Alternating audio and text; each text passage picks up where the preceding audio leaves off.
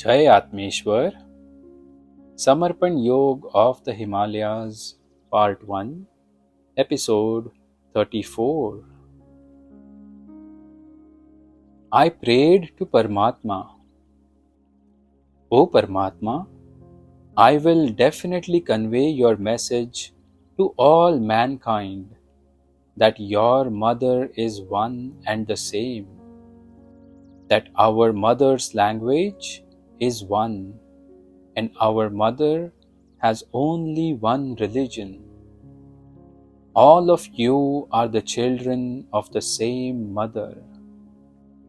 Recognize your mother and do not forget your mother's language. All of you have the same mother, and that is why your mother's language is the same. Remember that language and recognize that language. It is the same language because there is only one mother. It is you who have created these separate languages and these separate religions. Paramatma has only one language, and that is the language of vibrations. That is the only language in the whole world. There is only one religion in the whole world, and that is the religion of humanity, the religion of all mankind. Paramatma, I will definitely convey your message to society, and I offer you heartfelt thanks because you have made me a medium to convey your message. Please give me your blessings so that I may be able to convey your message to as many people as possible in the world. You have given me charge of this work, so please give me the energy to complete it. According to your orders, I will spend the rest of my life for this karya. I pray to you that you should keep on contacting me through your language of vibrations and keep giving me instructions. This is my prayer at your lotus feet. That day, I realized that Paramatma is one. Paramatma is everyone's mother. The language of Paramatma is the language of vibrations, and Paramatma's religion is the religion of humanity. Paramatma wishes to interact with all human beings, but as long as man cannot control the thoughts that arise in his mind, he won't be able to understand Paramatma's language of vibrations. Therefore, thoughtlessness is necessary and meditation is necessary for that thoughtlessness. Meditation will awaken man and make him receptive to Paramatma's messages. Every human being receives Paramatma's messages equally. Some people are able to hear those messages and some are not. This is similar to the example of some children paying attention to what their parents tell them and some children disregarding it. Several people are so caught up in the web of their thoughts all their lives that they cannot find the time to listen to Paramatma's messages and experience them. These messages have been sent for the soul which is present within man, and those people who listen to these messages in their lives, birth after birth, remain free from this web of thoughts. These people have formed a habit of listening to the messages because they have maintained a connection with them through several births, and their life is based on these messages. They take birth on earth based on these messages, live their lives according to the messages, and also die according to them. They always live in isolation during several of their births and are recognized in their final birth. They are recognized in their final birth because their capacity to hear these messages increases to a large extent, and they have a close connection with Paramatma.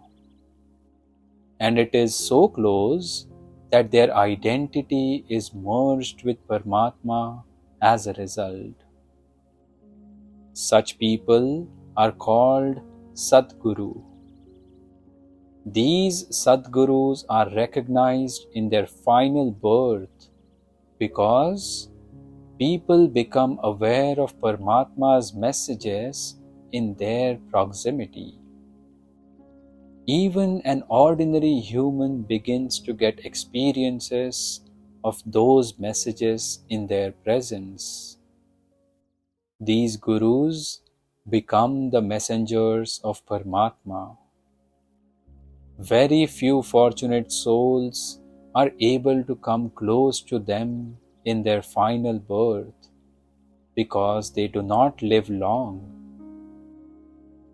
They arrive on earth for Paramatma's messages, pass on the messages to society, and then they depart. It makes no difference to them whether someone listens to the messages they have passed or not. Birds and animals also experience the joy of the proximity of these Sadgurus, because the experience of Paramatma's messages is very fulfilling and bestows happiness on the soul. Paramatma's messages keep flowing through their body. Birds and animals do not have any thoughts of their own, and therefore they can get easily the experience of these messages. When humans go close to them in a state of thoughtlessness, they are also able to experience Paramatma's messages through their medium. One should approach such Sadgurus in a thoughtless state and observe silence, because only when they are silent will they be able to listen to Paramatma's messages. The best thing is to remain silent in the Sadguru's presence and experience his proximity. Several people try to tell him about their problems. Actually, there is no need to make him aware of their problems because he knows everything. What can one tell someone who already knows about it? By telling him about it, they miss Paramatma's messages that are flowing through him, because instead of experiencing Paramatma's messages in the Sadguru's presence, their attention is on their own problems. The place where we can experience Paramatma's message in the Sadguru's presence is our mind, but we keep our attention on the problem. Thus, because we do not realize the Sadguru's high level, we feel that he is not aware of our problem. In reality, he is aware of the problem, but it is we who are in his presence yet cannot recognize him. The same state is created by those people who sit in front of a temple and beg for alms from people who have themselves come to the temple to beg from Paramatma. The people beg from such people who are themselves like beggars. The people who are begging, people who have an expectation of receiving alms, should beg from Paramatma, from whom those people are begging. Very few souls get the proximity of Sadguru in his final birth. Very few souls get his vision. Very few souls are able to recognize the Sadguru, and fewer still are able to believe in him. Man receives this proximity as a result of the karma of his previous birth. But because of his ignorance in this life, he does not realize the importance of that proximity. Sadgurus are the messengers of Paramatma. They themselves do not say anything, and because they do not have any separate identity, Paramatma himself speaks through them. Paramatma's messages can be experienced very clearly in their presence. That is why it is said that the Sadguru is not someone to be seen, but to be experienced. One should always experience the Sadguru in one's life. My Gurudev was passing on all this knowledge to me in a very subtle form through his messages. That was the reason why I did not feel any difference whether he was with me or in a meditative trance. When he was meditating, then my relationships with him were very close, because he used to meditate in his hut and I would not even see him for several days, but I felt his presence every moment. I felt that he was very close to me in his meditative state, because he was close to me in his soul form.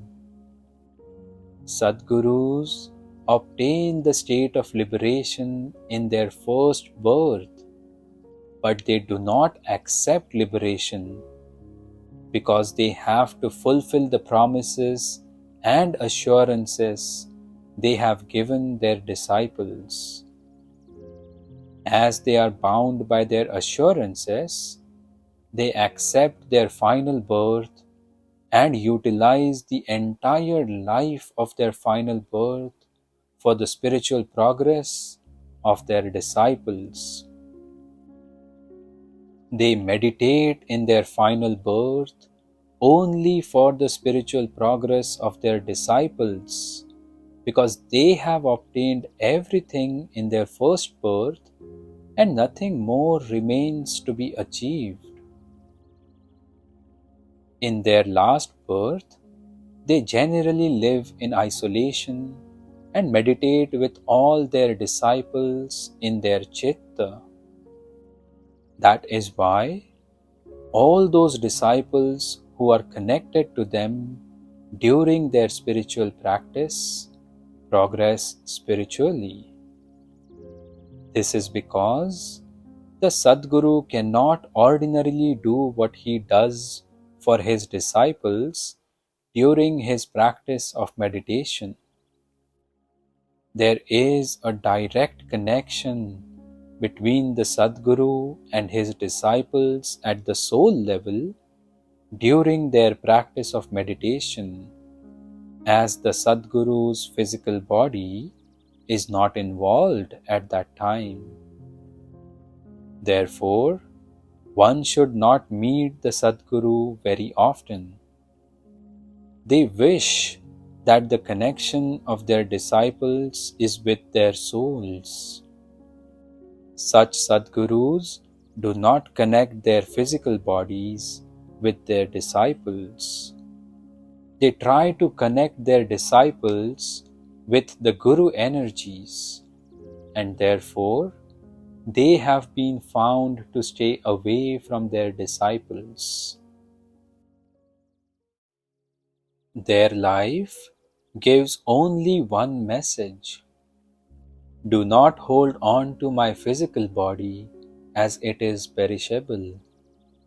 Keep your attention on the energies which are flowing through me, as they are the energies of Paramatma.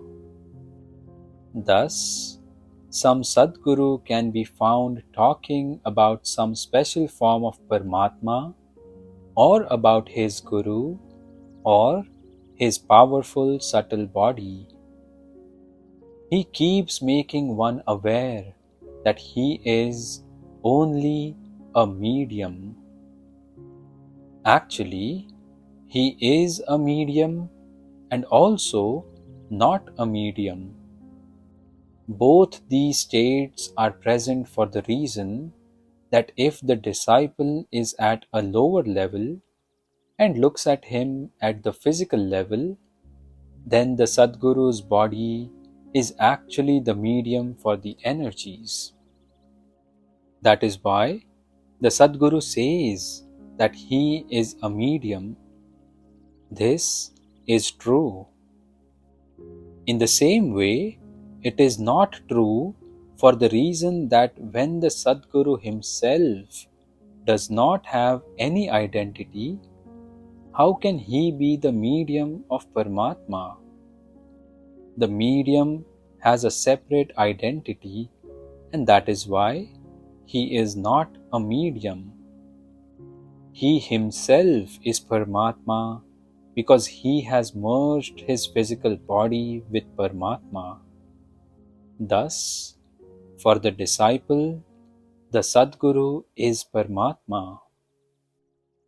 He is a medium for the Sadguru because he can only stay alive as long as he calls himself a medium. When he stops thinking of himself as a medium, then he will give up his life, because Paramatma does not have any identity at all. So how can he merge with Paramatma and keep his physical existence separate? This explains why the Sadguru's lifespan is very short. Sadgurus are one with Paramatma, and they are able to maintain their separate physical identity only for a short time. Life holds no attraction for them, and they eagerly wait to give up their physical body. But their physical body is tied to their disciples, and the disciples can keep them physically alive as long as they wish for their physical closeness through their desires and prayers. As they are bound to their disciples, their life depends on the prayers and desires of their disciples. In this way, the more these Sadgurus stay in isolation and the more they remain in a state of meditation, the longer they will keep on praying for the spiritual peace, the spiritual devotion, and the spiritual progress of their disciples. These Sadgurus open the doors to liberation for their disciples through their practice of meditation. They make sure that they bestow the state of liberation to all their disciples who are connected with them before they give up their physical body. Thus, it is necessary that the disciples should give as much isolation as possible to their Sadgurus, as much time as possible for their devotional practice, and that at the time of their intensive spiritual practice, that is Anushtan, they remain connected to them through their chitta for all 24 hours. Now, the Sadguru has nothing left to be acquired. Now, he will only distribute whatever he receives, because it is his nature to distribute. He will distribute it only when you allow him to acquire some consciousness. Thus, the spiritual progress of the disciples depends on how much the disciples allow him to acquire and how much their Sadguru is able to obtain. Jai Atmeshwar. We'll conclude today's book reading over here. Thank you for listening.